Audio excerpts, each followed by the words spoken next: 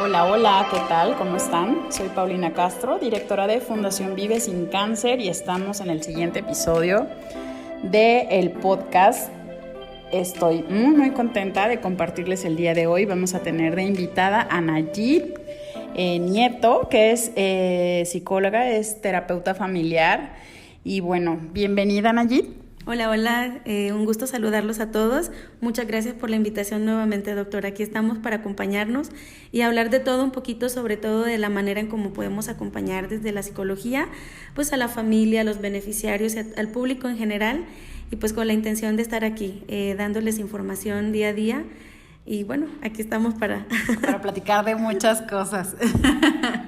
Mira, les quiero compartir que, bueno, esto de ser médico va muy ligado, como ya lo he dicho hasta el cansancio, pero lo voy a repetir. Un proceso de una enfermedad, para mi gusto, siempre involucra sanar el cuerpo, que los médicos nos encargamos mucho del sanar el cuerpo.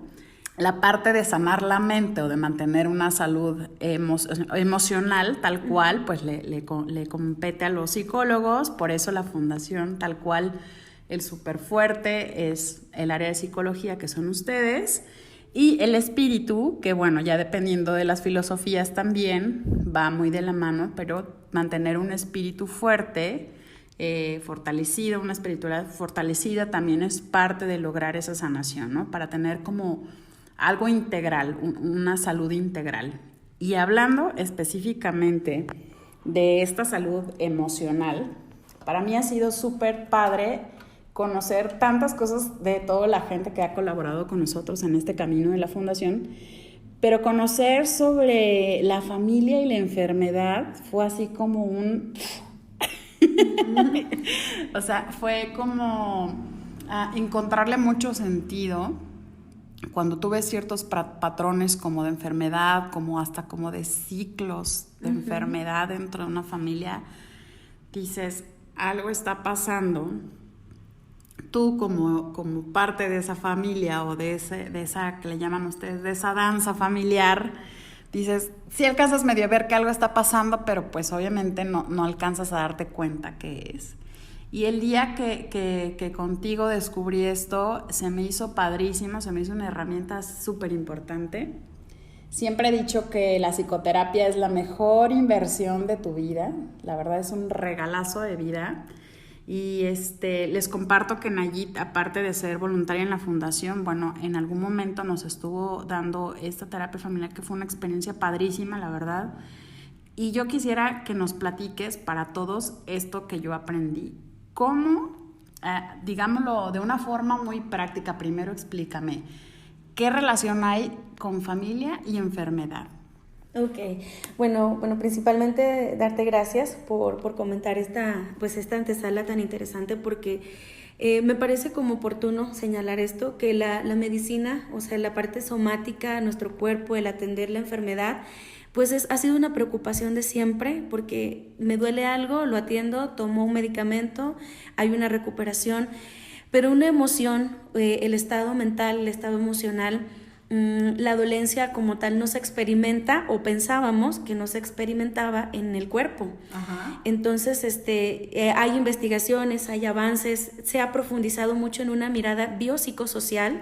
Es la definición de salud mental en cuanto a lo que tiene que ver la OMS, y agregan un cuarto apartado que menciona la capacidad de adaptación a las circunstancias de la vida.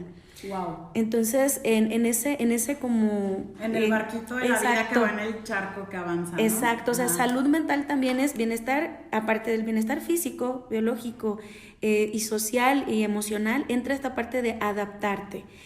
Con esto pues nos dan a entender que parte de la salud también está que hay crisis, que hay movimiento, que nos quedamos sin recursos para poder enfrentar un problema, y entonces, a pesar de que no tenemos un diagnóstico ni médico ni psicológico, mi salud mental está afectada temporalmente, pero está afectada, ¿de acuerdo? Uh-huh. Entonces me reconforta escuchar esta parte de la buena inversión. Ya lo he escuchado antes, de parte de ti, Paulina, cuando tiene que ver todo esto de sentirnos como identificados, ¿no? Con el estar bien nosotros. Entonces, al verlo así, debemos reflexionar, ok, hay un diagnóstico, estamos trabajando con beneficiarios que tienen una enfermedad, tal vez en algún momento algún familiar o beneficiarios que se acerquen a la fundación porque tienen alguna persona o han vivido una experiencia cercana, incluso nosotros mismos podemos experimentar una emoción, ¿de acuerdo? Al proceso de cómo llega el paciente, el proceso de sus intervenciones, de sus quimioterapias, y hay emociones involucradas. Entonces, si nosotros, que somos en este caso como un equipo interdisciplinario que está ahí, ¿verdad?, danzando en el tratamiento del paciente, mucho más la familia. Comentábamos en el episodio anterior que tuvimos la oportunidad de compartir en esas informaciones que damos cada mes a las familias y a todos quienes nos siguen en la página, que la relación de la fundación, que la relación entre familia y enfermedad es muy estrecha, porque así como con enfermedad aplica para varias situaciones, pero nos estamos ahorita enfocando en enfermedad. ¿Sí? Sí, y enfermedad creo que no solo es oncológica, y ahí me gustaría poner un paréntesis. Cuando la gente dice, ¿por qué a mí? Pues porque estás vivo. Punto número 1, el estar vivo te hace vulnerable, te puedes enfermar de tos, te puedes enfermar de gripa y te puedes enfermar de cáncer, ¿no? Entonces, ahí solo quería también abrir ese paréntesis que todos estamos expuestos por la simple gracia y bendición de estar vivos, ¿verdad? Así es. De hecho, aplica para exactamente cualquier tipo de enfermedad. Comentábamos precisamente que puede ser incluso hasta la enfermedad mental. Es decir, siento que no avanzo, siento que no progreso, porque me sigo sintiendo triste. O sea, vamos a tomar desde una mirada bastante amplia el concepto de enfermedad, ¿no? En este caso, pues, precisamente esto. O sea, hay vida, hay salud, hay, pues, vulnerabilidad al riesgo, ¿no?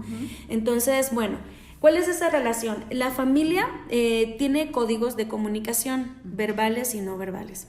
Se ha podido identificar desde el punto de vista sistémico que hay un tema que tiene que ver con lo no verbal y es precisamente la danza, o sea, la manera en cómo interactuamos, los gestos, los ademanes, que el abrazo, el no abrazo, porque incluso hasta cuando no hago algo estoy comunicando.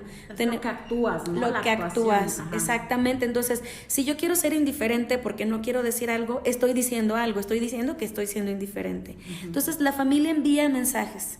Entonces, cuando se envían estos mensajes, por ejemplo, pueden estar relacionados, voy a dar el ejemplo concreto, estamos contigo cuando hay enfermedad, es decir, cuando hay un padecimiento. Entonces, el receptor, que es el miembro de la familia que enferma con X situación, entiende que en ese momento recibe afecto, atención, presencia, etcétera, y dice, ok, este es mi mecanismo de conexión emocional.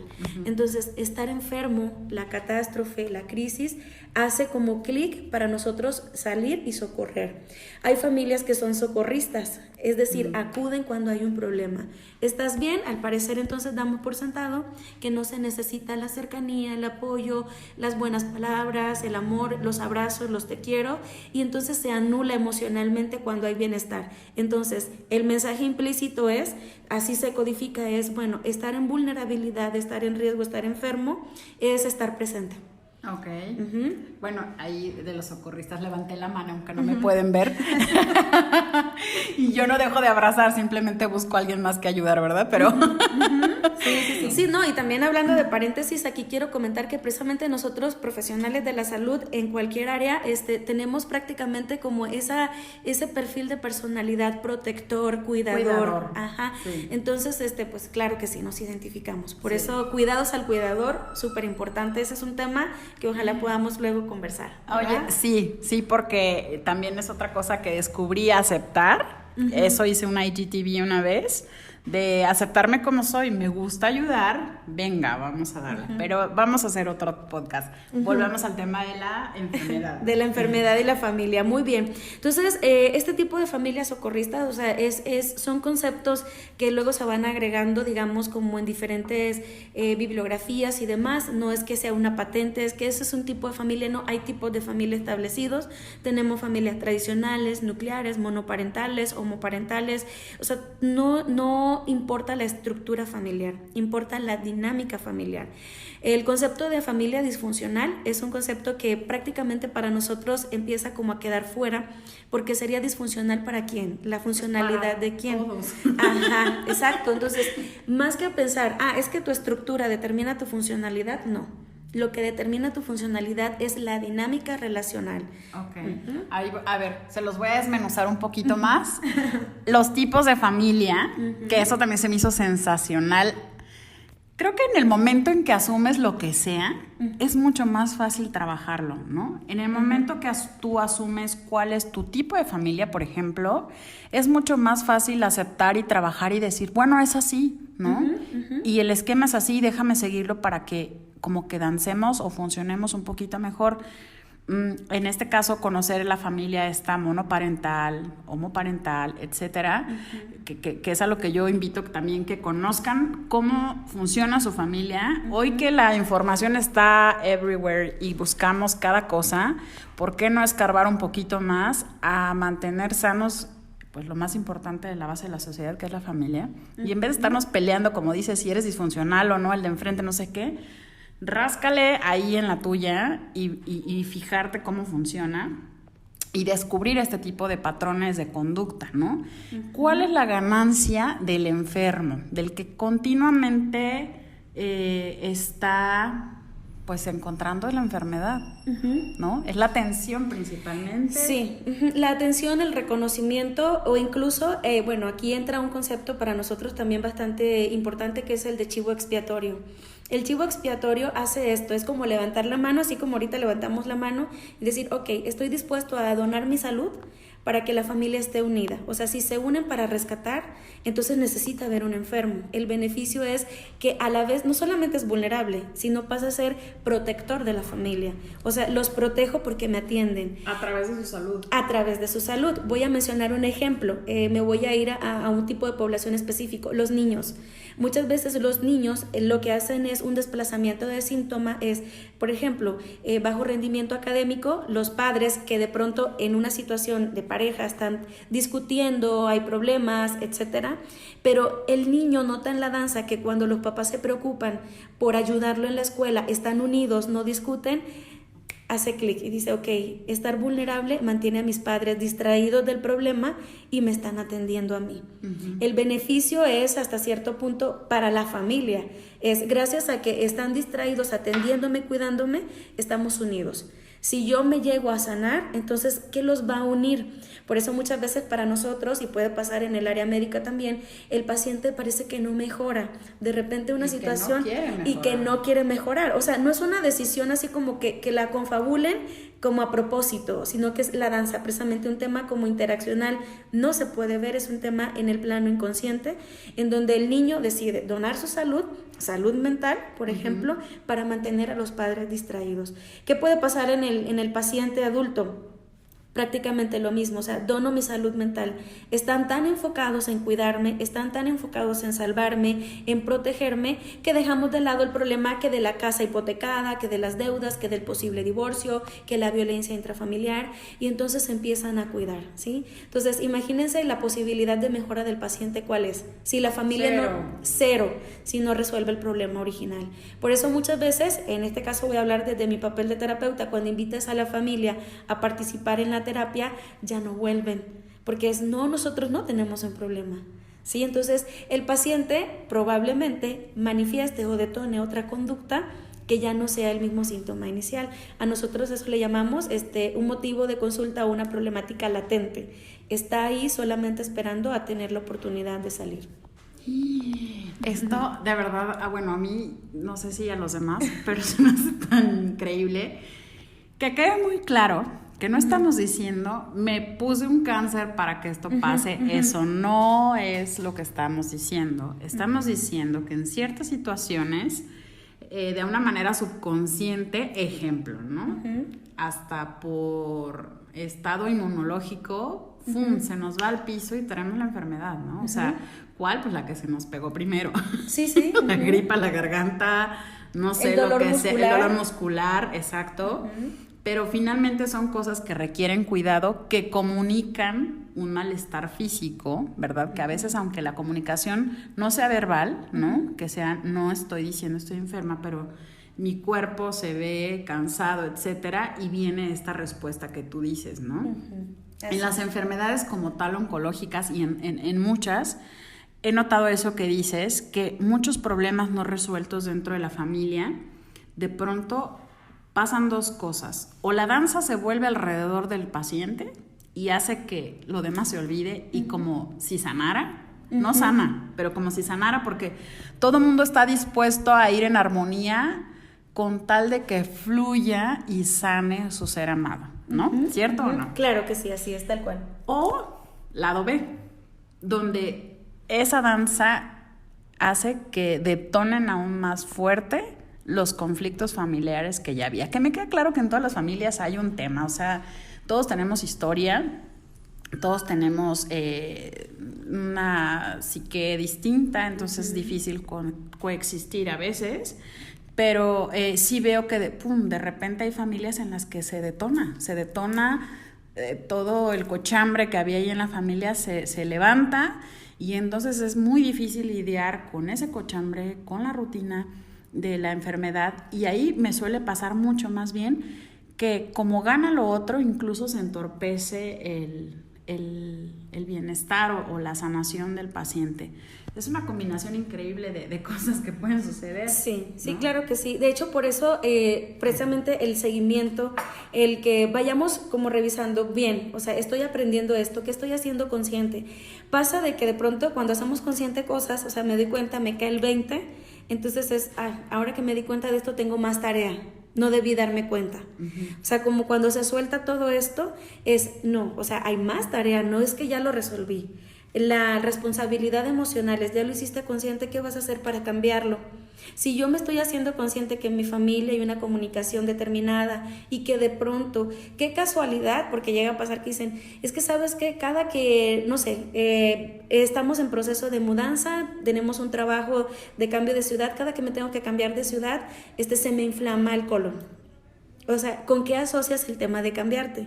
¿Con qué asocias el proceso de adaptación? Entonces, ahí es donde es importante especificar, ok, esta información es general, pero cuando tú identifiques algo, acude al profesional, revisa tu historia, revisa tus pautas de interacción, el tipo de familia que tienes y también el tipo de enfermedad. Claro, hay un trabajo interdisciplinario, médico, psicológico, de rehabilitación, acompañamiento, incluso hasta comunitario, ¿verdad?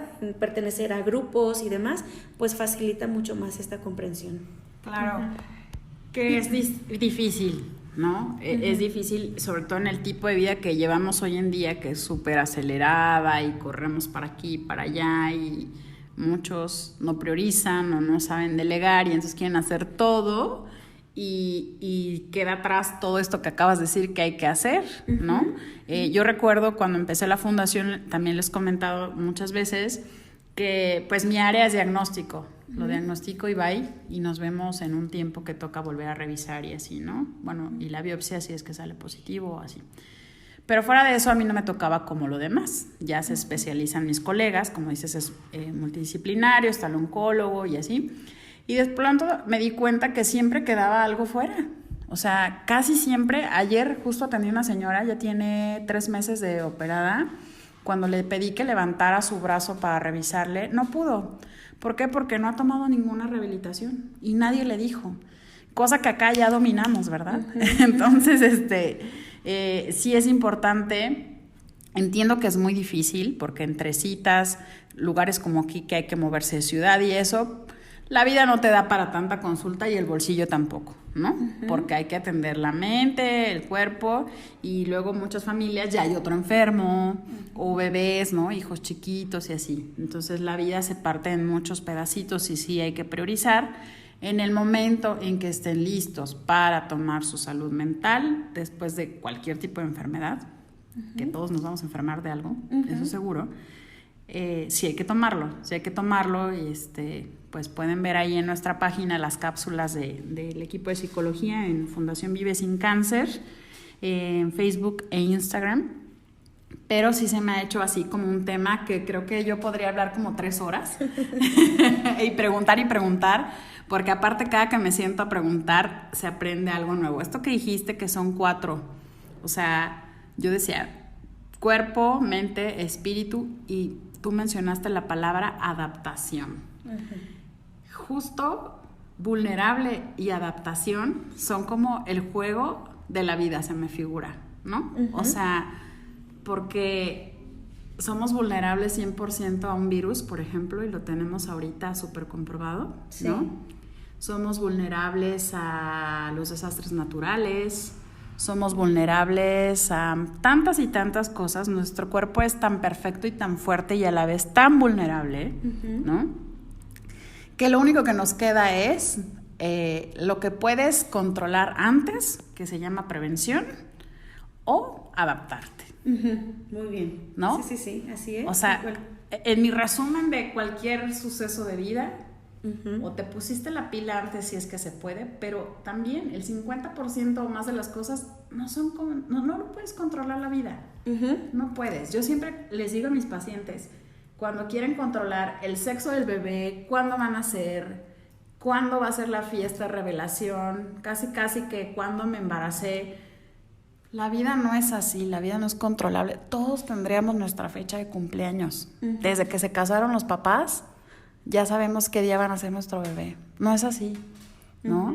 Entonces, cuando nos queremos meter a estos rollos de controlar, creo que nos hace mucho daño. Y en el tema de oncológico, por ejemplo, pues también yo he aprendido que parte de esto es aceptarse vulnerable, aceptarse con la enfermedad y adaptarse, ¿no? A esos caminitos que no son sencillos, que la familia a veces no ayuda, y aunque ayude, no se agradece porque están en duelo, están enojados con todos, con ellos, con todo alrededor, el punching bag, aparte es el de al lado, ahí no sé qué nos puedas platicar de esa parte, ¿no? Porque a veces el de al lado, que es el que más te cuida, es el que más la paga. Sí, claro que sí. ¿No? Lo que hablábamos del, bueno, ahora sí que cuidados al cuidador, ¿no? El que está ahí, la familia, el papel importante que tiene quien está cuidando, protegiendo. Ahí el concepto actual, y que ya lo hemos trabajado también en el equipo a través, por ejemplo, de la psicóloga Yunuen, que habló en su momento de la resiliencia, ¿verdad? O sea, la resiliencia precisamente es el término de sobreponernos ante el tema de la crisis, ante el tema de, por ejemplo, aquí hay también un concepto muy importante, es ¿cuál es el valor del caos? Sí, es la posibilidad de cambiar, claro. ¿verdad? Entonces la incertidumbre es, bueno, me quedé sin recursos. ¿Cuándo llega una crisis? Cuando yo detecto que no tengo los recursos para resolver una situación. Si llega una crisis y yo cuento con los elementos emocionales, sociales, físicos, económicos para resolverlo, prácticamente no me doy cuenta que lo resolví. ¿Cuándo me doy cuenta que tengo una crisis? Cuando los recursos con los que yo se supone que debo contar, emocionales, físicos y demás que ya comenté, no están. Entonces es cuando tengo que ir y buscar. Hay cierto perfil de personas que son resilientes, puede ser de ese que está al lado o precisamente de quien está recibiendo el apoyo, que tiene la capacidad de sobreponerse y el trabajo es bastante fluido. Es decir, ya viene con elementos. Ni parece enfermo jamás. Ni parece enfermo, así es. Ahí entra la filosofía de vida, entra el estilo de pensamiento, el pensamiento flexible, ¿verdad? El poder permitirme. Vemos personas que nos regimos por es blanco o es negro, no me permito grises. Entonces ahí entra la palabra control. Necesito controlar que sea en este momento, el renunciar a tener la razón.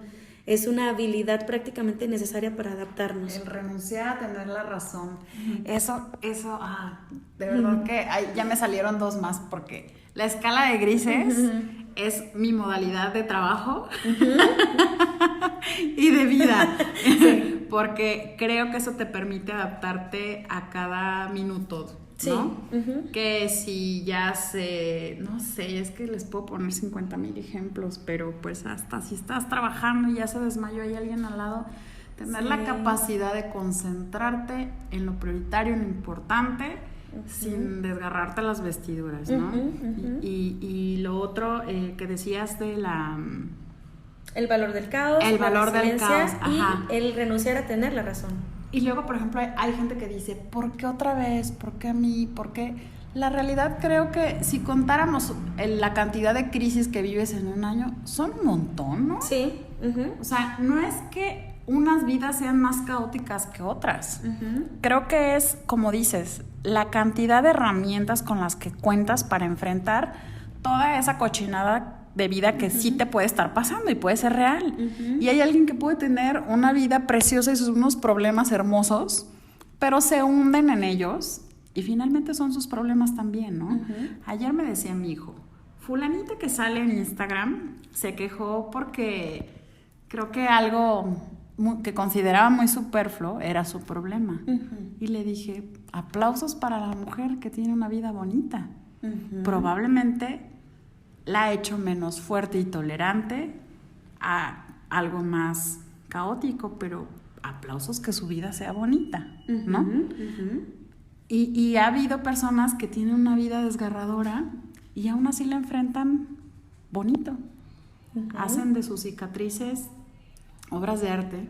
Así es. Que yo soy fan de hacer eso, de empoderar y hacer obras de arte de las cicatrices de vida. La enfermedad oncológica creo que es una gran cicatriz. Siento que es un renacer. Muchas veces les he comentado a las señoras que para mí es verlas tal cual, como cuando agarras una plantita y la podas toda y queda sin pétalos, sin color, se ve la varita y como que pareciera que se seca y no se seca y de pronto reverdece y saca sus flores. Creo que vivir ese proceso con ellas ha sido lo más maravilloso que ha sucedido, que lo logramos con todo el trabajo del equipo, pero ese es el resultado final, ¿no? Definitivamente sí, y ahí entraría pues en marcha esto que estamos comentando.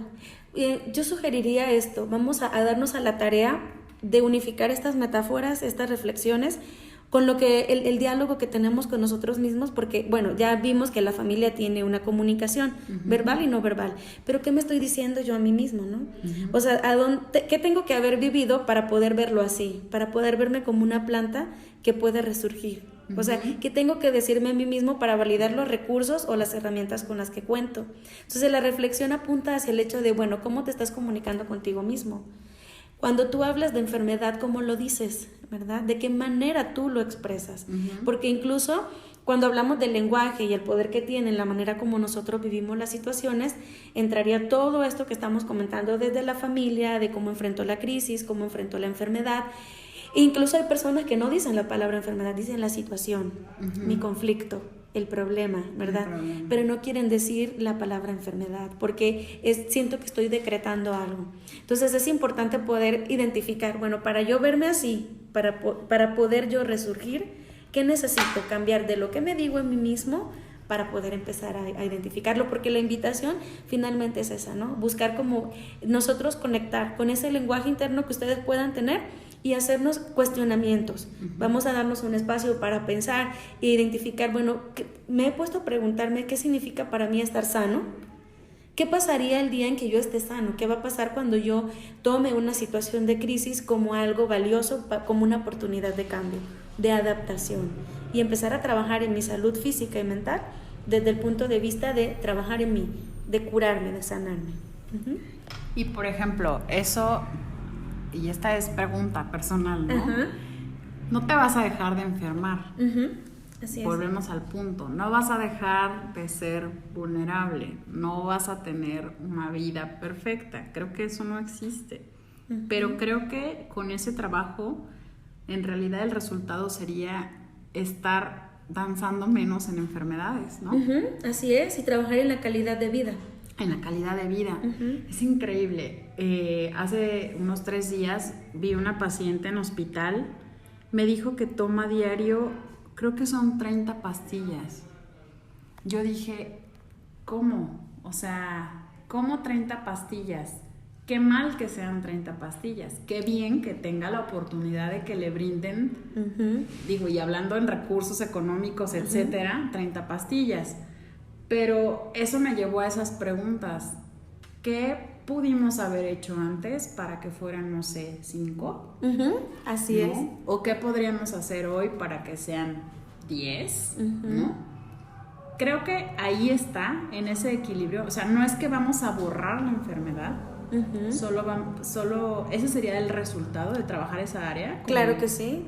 Minimizar el nivel de riesgo y la capacidad de sobreponerme estando en el riesgo.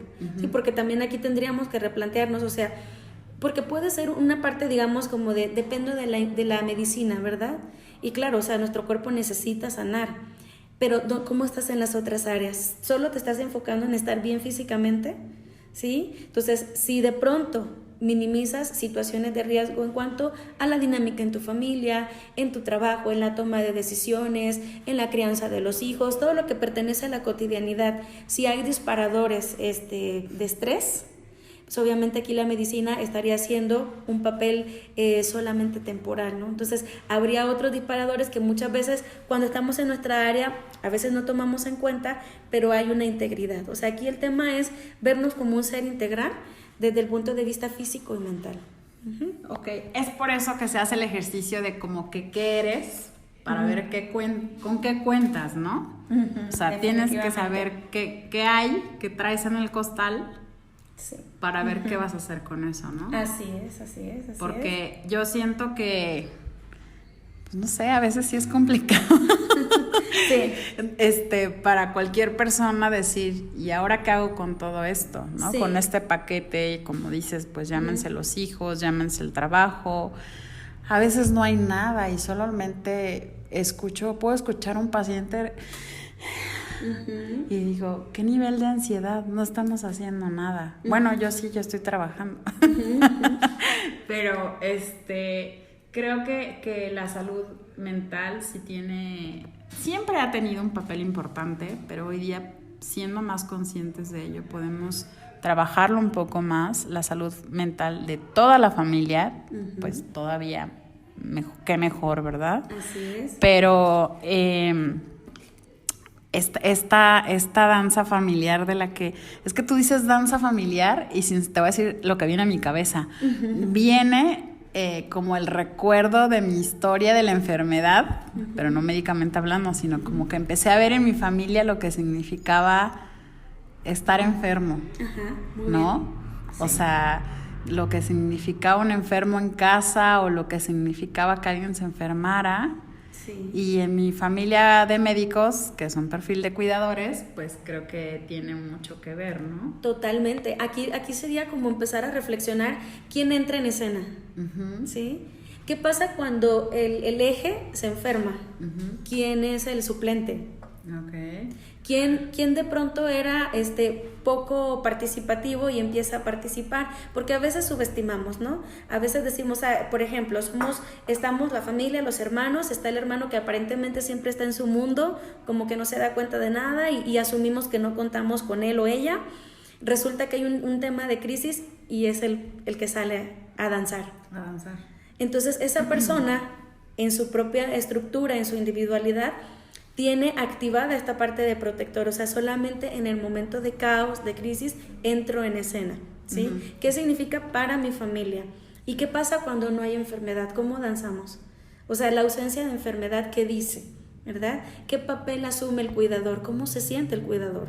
¿Sí? Porque ahí es donde también como que no contara. Ajá, exactamente. Y ahí es cuando podemos decir, como que me siento como sin sentido, como que no me siento como haciendo lo mío.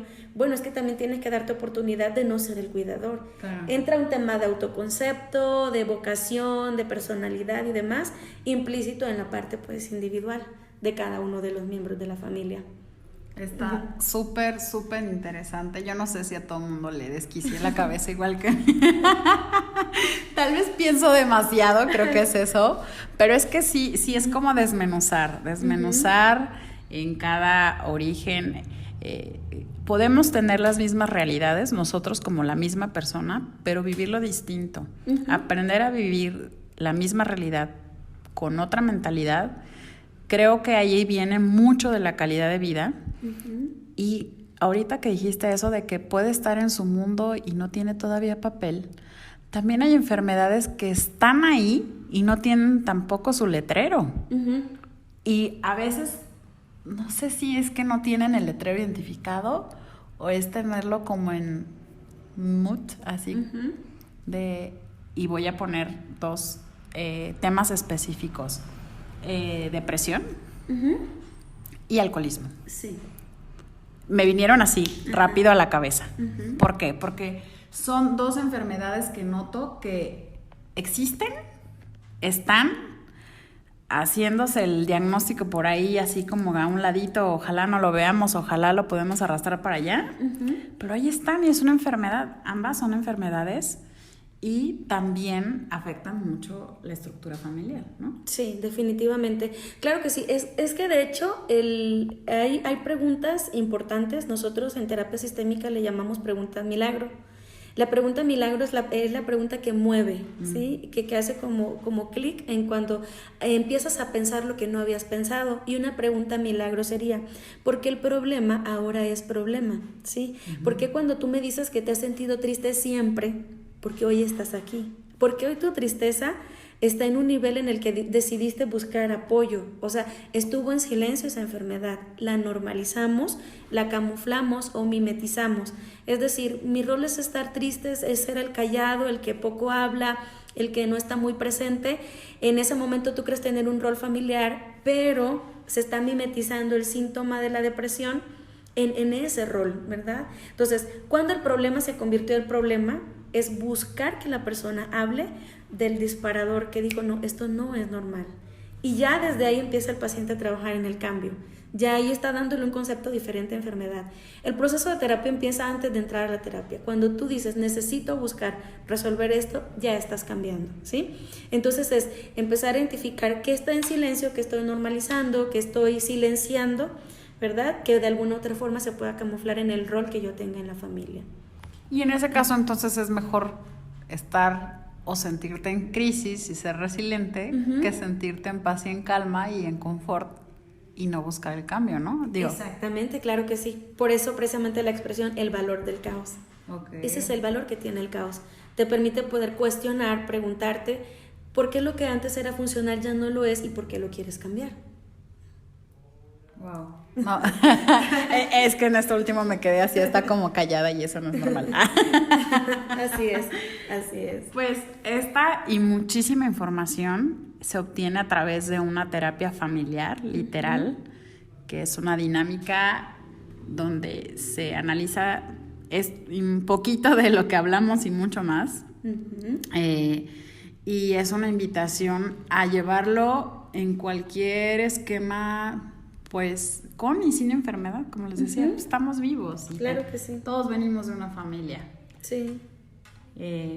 Eso vamos a omitir el término disfuncional, porque yo creo que todos somos disfuncionales. Nada más hay que ponernos como, pues no es ni por etiqueta, es como por organización, se me figura. Sí. ¿No? ¿Cuál soy yo? ¿Qué equipo soy yo? Exacto. Y déjame jugar en mi equipo, ¿no? Y por mi equipo, sobre todo. Así porque hay que trabajarle para la familia, y hay que trabajar por nosotros. Y en cuanto a específicamente en familias con un paciente oncológico, no sé si puedas darnos nada más una recomendación ya para cerrar en cuanto a, pues no sé, alguna decisión o algún, como dices, un foquito rojo que digas, no, ¿sabes qué? Sí, vamos a darle prioridad, aunque estemos dentro del caos ahorita de tratamientos, etcétera, este foquito rojo sí lo vamos a tomar en cuenta para irnos a una terapia individual o familiar. Bien, hablábamos en una de las presentaciones que hicimos a través de la página de la Fundación las etapas de la enfermedad.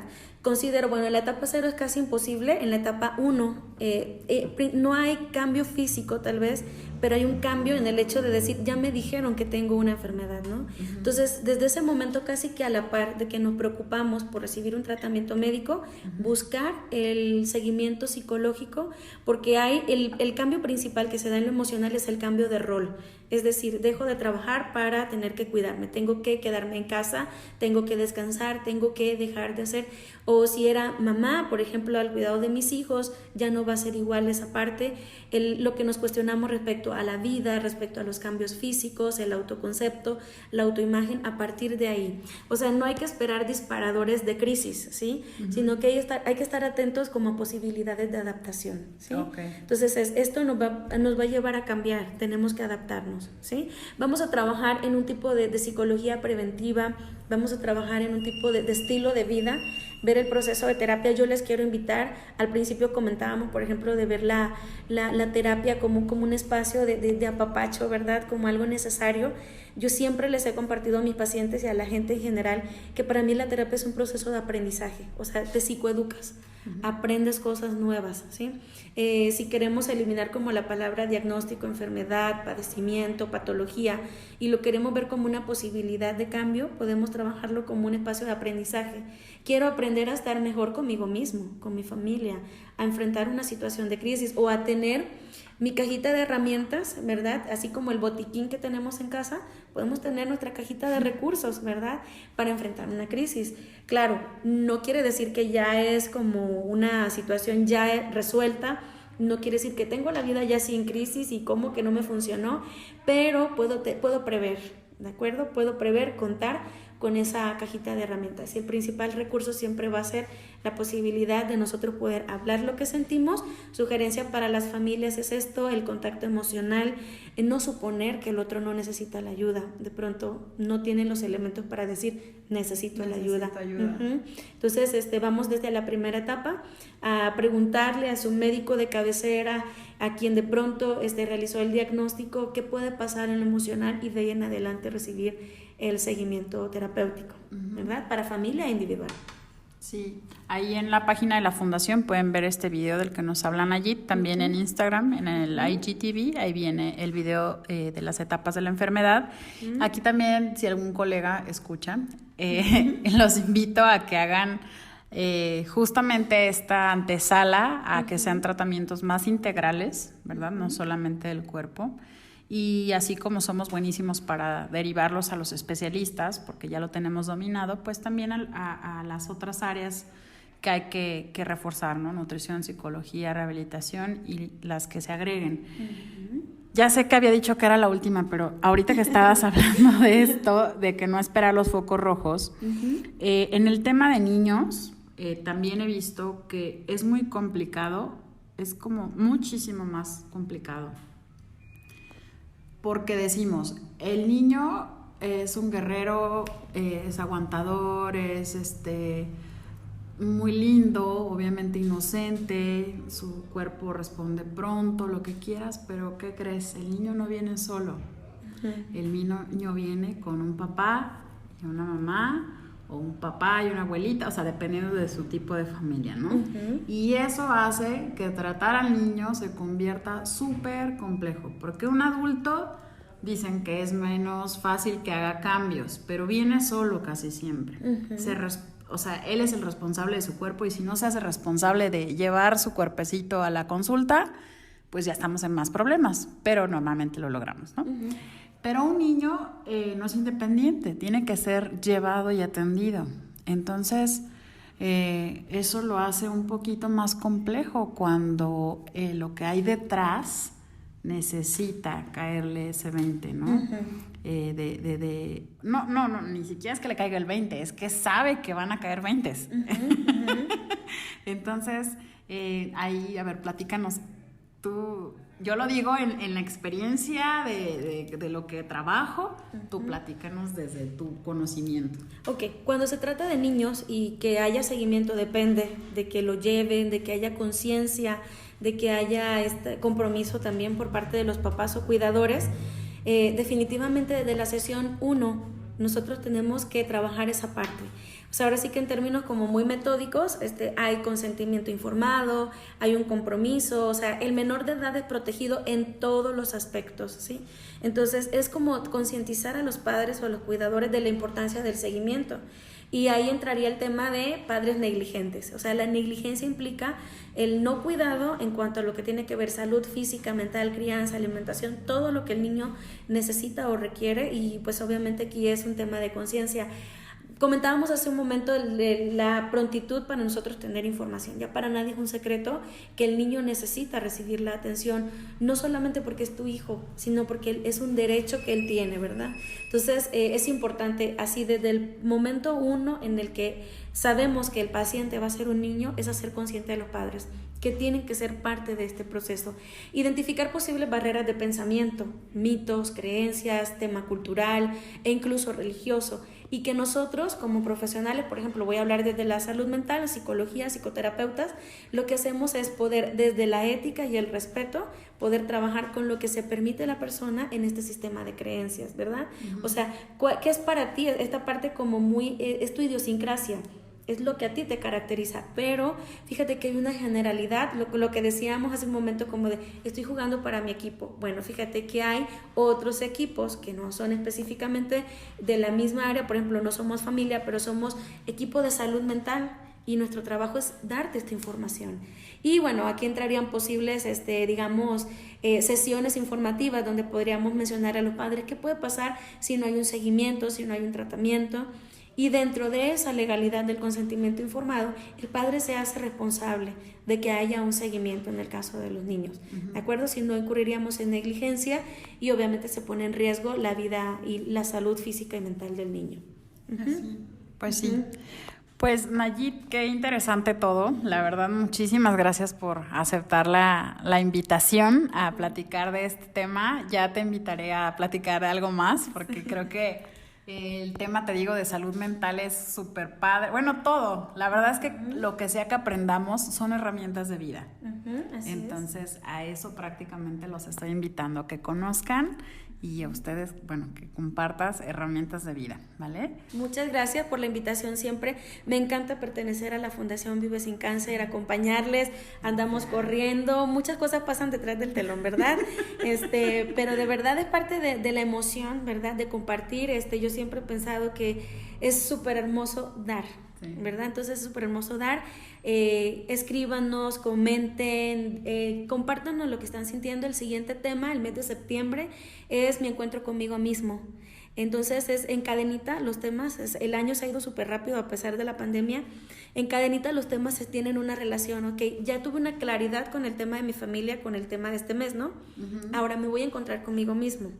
Ya no, ahora la responsabilidad es, ya no voy a culpar a mi familia, no voy a culpar a mis padres por lo que saben o por lo que no saben, ¿sí? Esto va para todas las edades, es ahora me voy a encontrar conmigo mismo, ¿verdad? ¿Qué voy a hacer con mis propios patrones cuando yo entro a la escena, ¿verdad? Entonces los invito el próximo mes a que nos escuchen, a que nos vean y bueno, aquí vamos a estar atentos a todo lo que nos comenten.